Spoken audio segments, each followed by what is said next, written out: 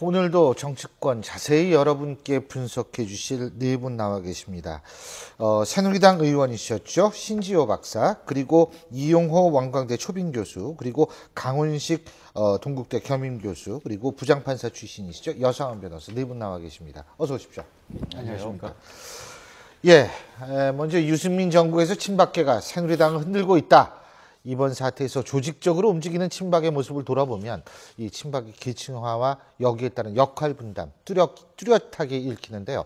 먼저 안보라 앵커가 자세히 전해드립니다. 네, 유승민 원내대표 사태를 둘러싼 당내 이견과 갈등이 새누리당을 휘감고 있습니다. 이번 사태로 계파색도 뚜렷하게 드러나고 있는데요. 누가 친박, 누가 비박일까 한번 정리해보고 가겠습니다. 친박계는 말 그대로 박근혜 대통령을 지지하는 세력입니다.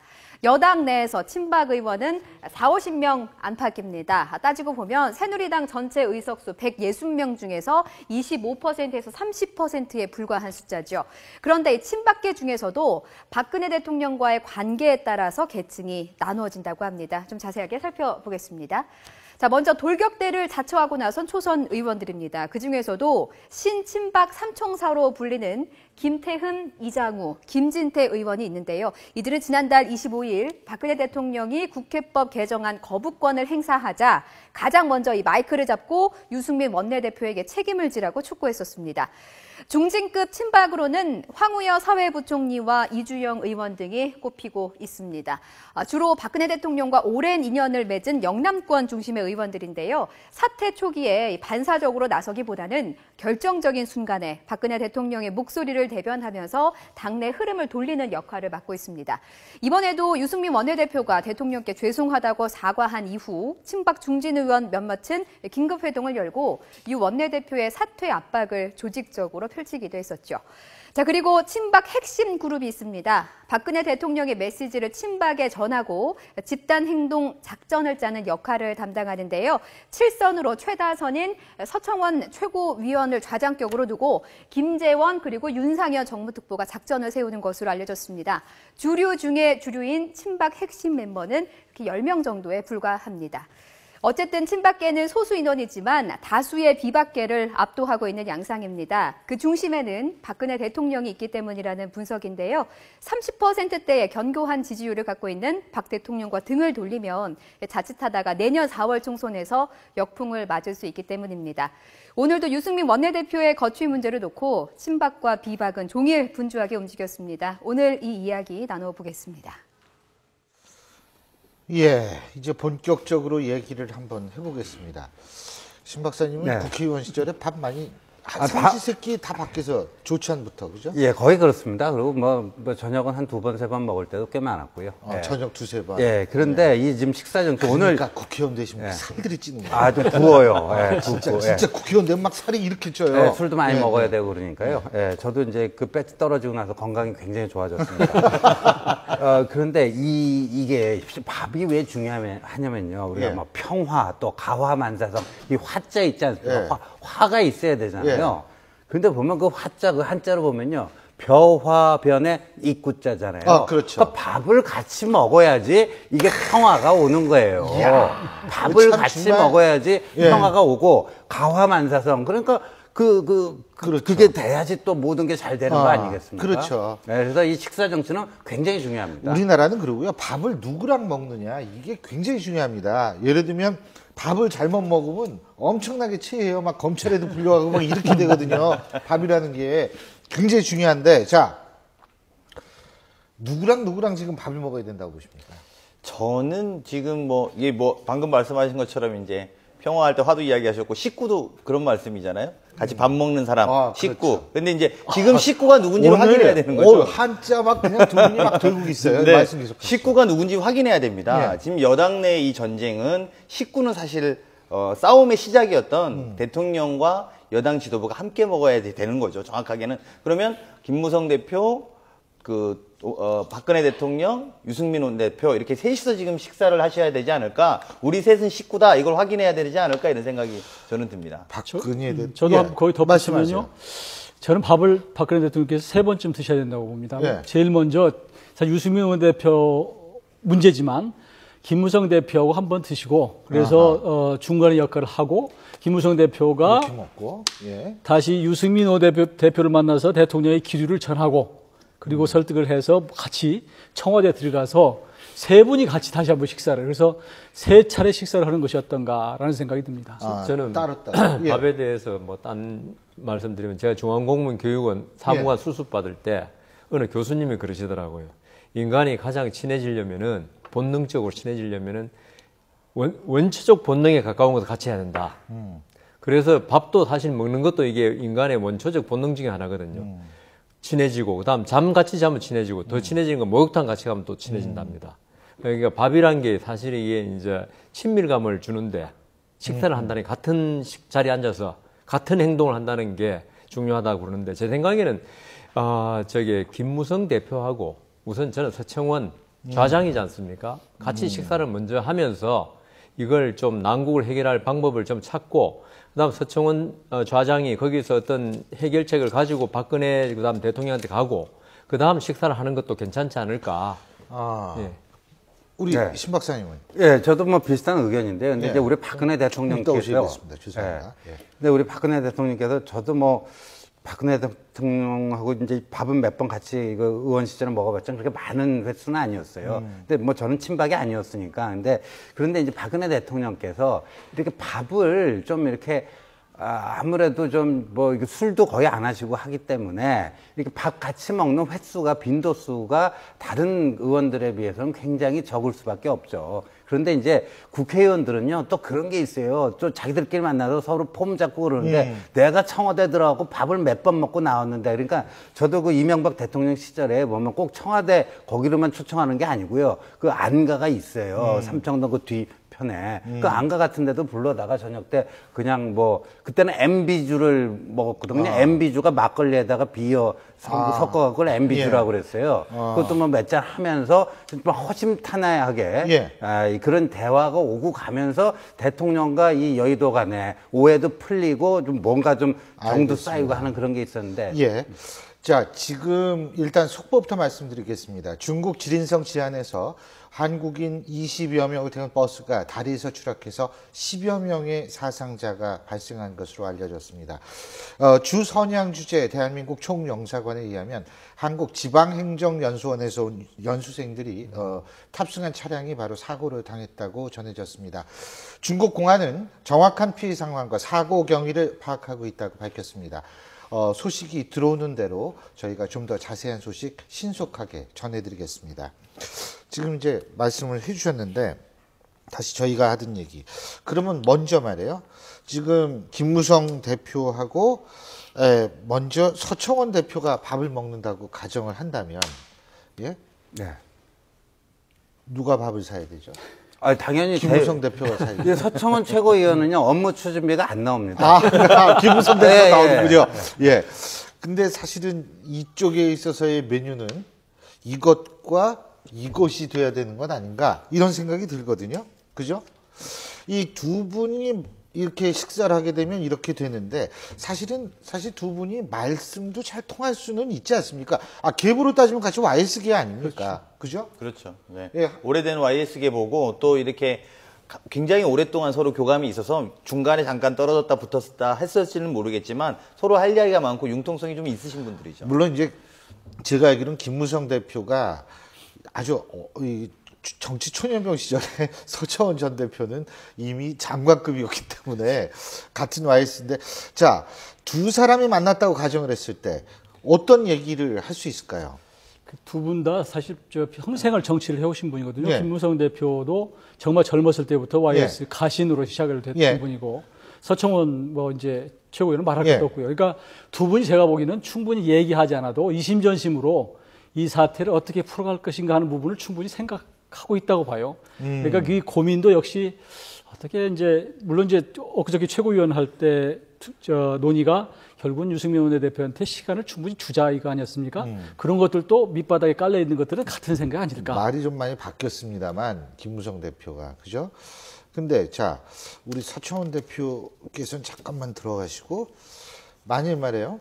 아까 말씀하신 대로 박근혜 대통령과 이 김무성 대표가 만났을 때도 역시 메뉴는 똑같지 않을까요? 다른 거 올릴까요? 아, 그러니까 지금 직접 이거 만나서 할까요? 얘기하기에 약간 껄끄러운 측면이 있으니까요. 이거 할까요? 예.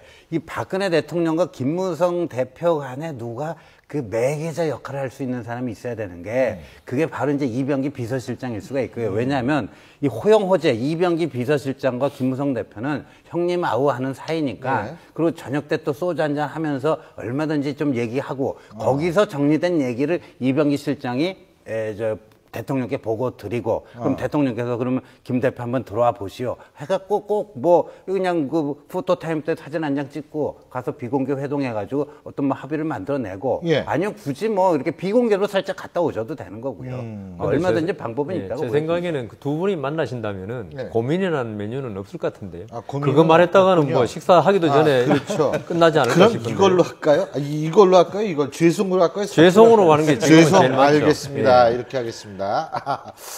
예. 그리고 만일 말이에요. 이렇게 만나게 됐을 경우에는 예?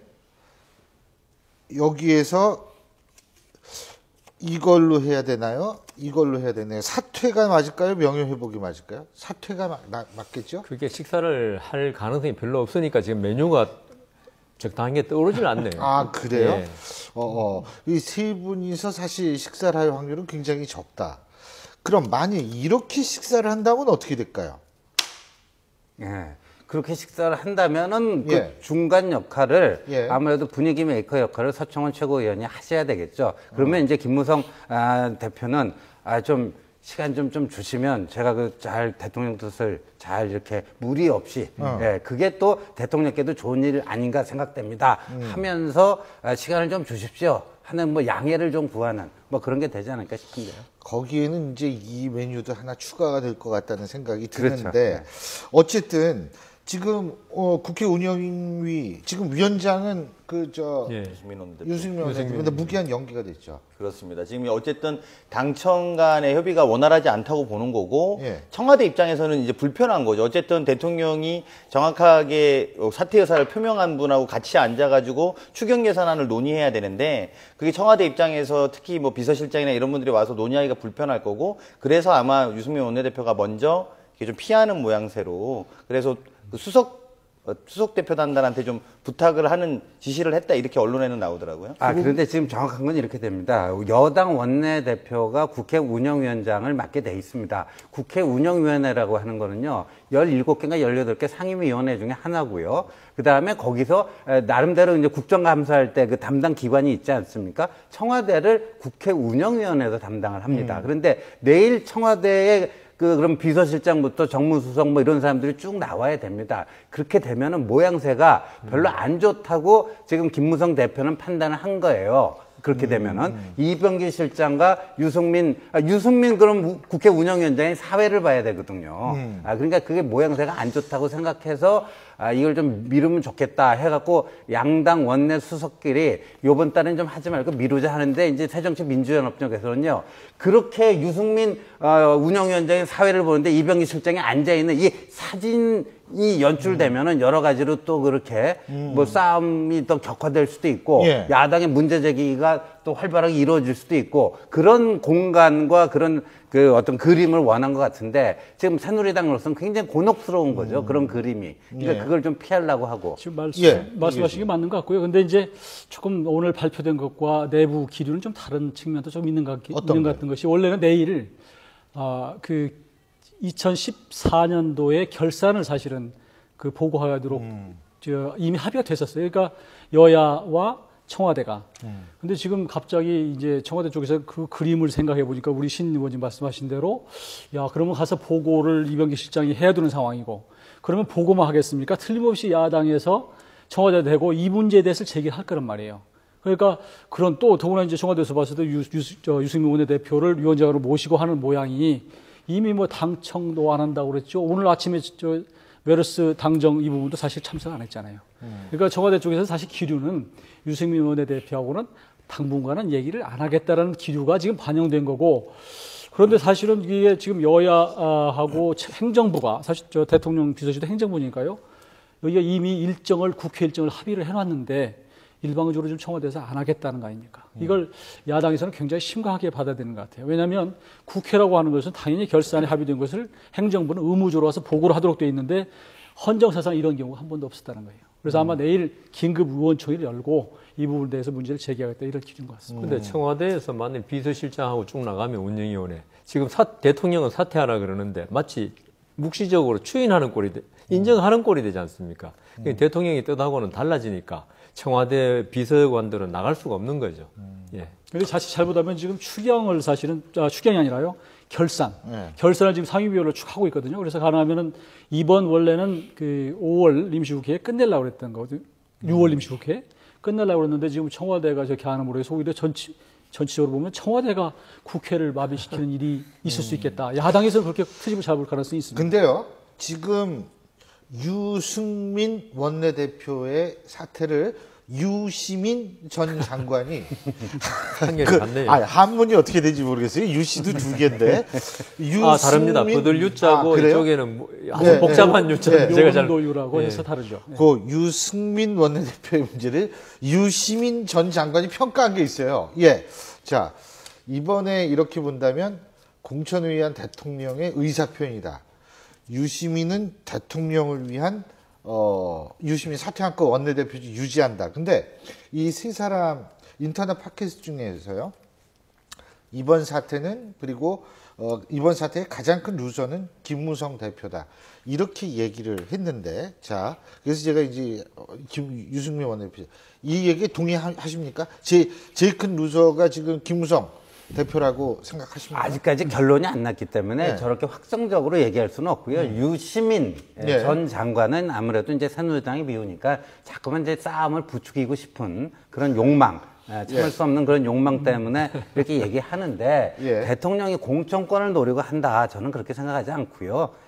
그거는 새정치민주연합이 오픈 프라이머리라든가 이게 100% 이 권력 공천권을 국민에게 돌려주는 그런 공천 혁신이 이루어지지 않으니까 그걸 하겠다는 새누리당까지 같이 걸고 들어가려고 저러는 거 아닌지 모르겠어요. 그리고 유승민 원내대표가 사퇴를 안고 원내대표직을 유지할 것이다. 이것은 유시민 전 장관의 개인적인 어떤 희망 섞인 wishful thinking이다 그거죠. 원하는 대로. 예. 그래서 여권 내부를 좀 갈라치게 하는 그런 측면이 있는 것 같고 가장 큰 루저가 김무성 대표라고 하는 것은 제가 보기에는 김무성 대표는 지금 굉장히 그 곤혹스러운 차지에 빠져 있는 것은 사실이에요. 그러나 이 인자는 이 상황에서는 살아있기만 하면 사실 승자가 될 수 있습니다.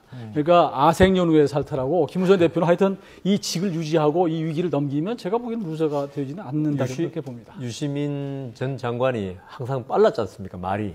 그래서 뭐 별명도 많았는데 이번에도 지금 사태가 지금 진행 중에 벌써 루전이 이렇게 말한 것은 정말 빠른 좀 성급한 판단이다. 이 사태가 어떻게 전개되냐에 따라서 최종적인 루저와 진짜 이 루저라고 뭐 하는데 하여튼 영어를 잘 쓰시는데 이게 판가름 나는 거지. 지금 이렇게 말하는 거는요. 정말 좀 성급하다고 봅니다. 저는 좀 생각을 다르게 하는데요.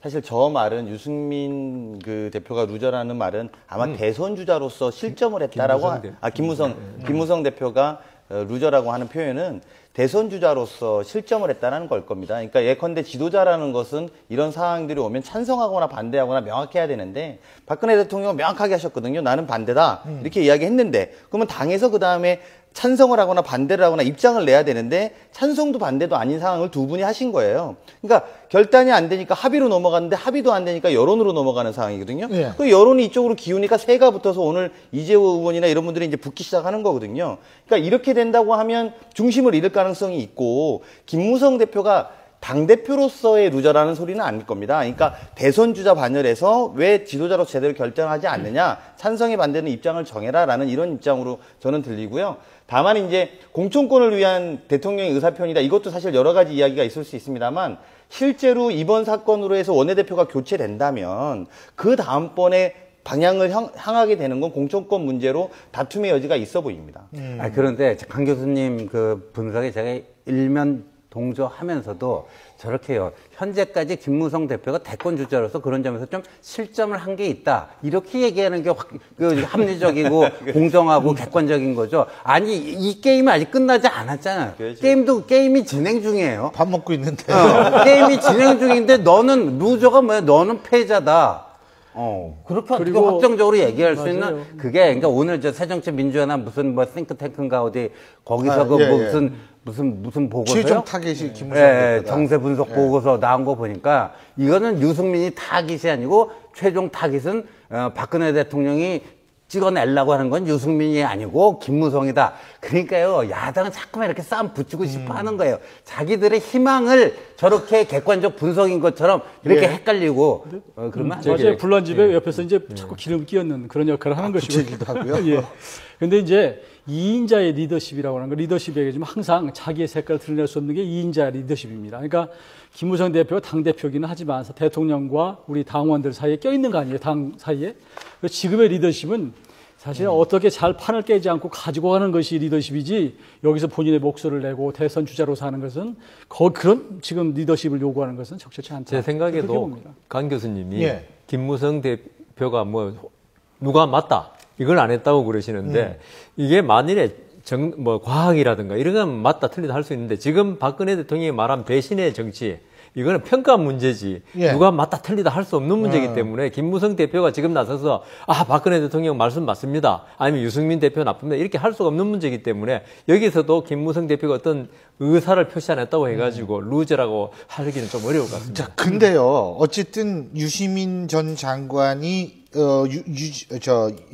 유승민 원내대표 이게 진짜 왜 두 분 이름이 이렇게 둘 다 비슷한지. 대구예요, 그리고. 예, 그렇죠. 유승민 원내대표는 사퇴하지 않고 원내대표를 유지할 것이라 그랬는데 7월 6일에 마지노라인 아닙니까?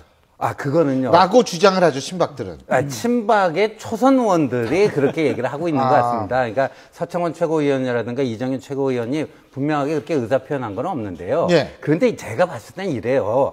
이렇게 그 퇴로를 열어주고 해야죠. 7월 6일까지 하고 데들라인 시한을 딱 못 박아버리면요. 예. 이게 잘못하면 그 자승 잡아 부메랑 효과가 나는 거예요. 7월 6일날 만약에 사퇴를 안 하면 어떡할 거예요. 그럼 본인들이 더 자존심도 상하고 더 화도 나고 그러니까 이게 더 격화될 수 있는 거죠. 그러니까 이게 그 서청원 최고위원도 얘기했잖아요. 긴급 최고위원회의 끝나고 나오면서 유승민 원내대표한테 시간을 주기로 했다. 그러면 그 시간을 줘야지. 딱 뭐 7월 6일까지야? 그래 놓고 그걸 자진 사퇴를 유도한다. 이건 말이 안 되는 그러니까 거예요. 지금 친박에도 있죠. 우리가 메르스 그러는데 메르스의 컨트롤 타워가 없는 것 같아요. 어떻게 보면은 친박에도 서청원 좌장이 뭐라고 그랬습니까? 유승민 대표의 뜻에 맡기겠다고. 그런데 갑자기 또 7월 6일이라고 날짜를 못 받는 것은 이거는 서로 모순되잖아요.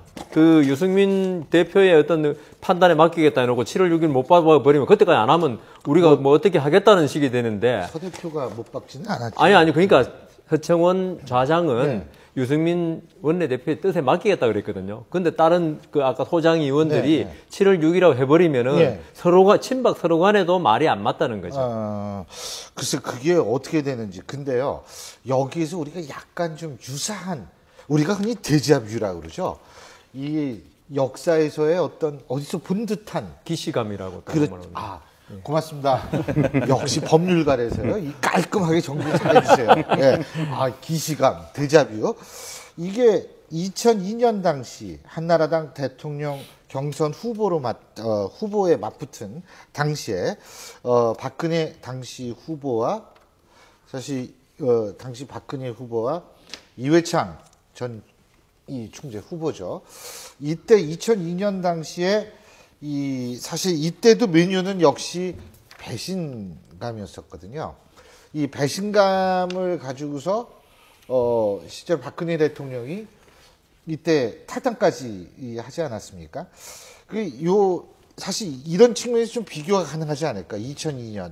예, 그때도 대선 2002년 2월 28일, 2월 마지막 날에 이제 박근혜 당시 한나라당 부총재가 한나라당 탈당을 선언합니다. 근데 탈당의 변이 뭐냐면은 이런 거였어요. 2000년에 16대 총선인가요? 있었죠. 2000년에.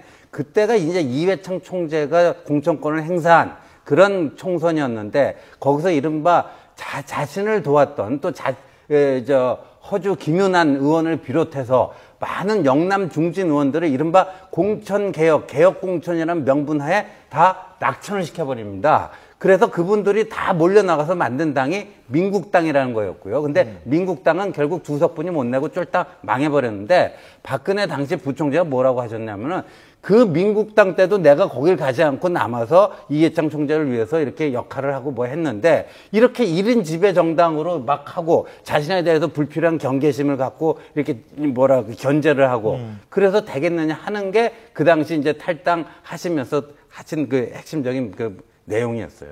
그 당시에 이제 요구한 게, 그 당청 간에 수평적으로 해야 된다. 그리고 또 한 가지는 이제 국민 경선제 요구하고 집단 지배 지도체제 이걸 요구했거든요. 이거 안 들어주니까 이제 탈당을 했는데 그래서 한국미래연합이라는 걸 창당을 했죠. 그런데 지금 그때 생각해 보면 당청관이라고 하는 게 수평적인 걸 요구했거든요. 근데 지금은 지금 수직적인 걸 요구하기 때문에 지금 이해창 총재가 지금 상황을 보면 오래된 얘기지만 옛날 생각이 좀 나을 것 같아요. 그래서 그 옛날에 자기의 심정이 박 대통령의 심정과 비슷하지 않을까라는 생각을 해볼 것 같아요. 네.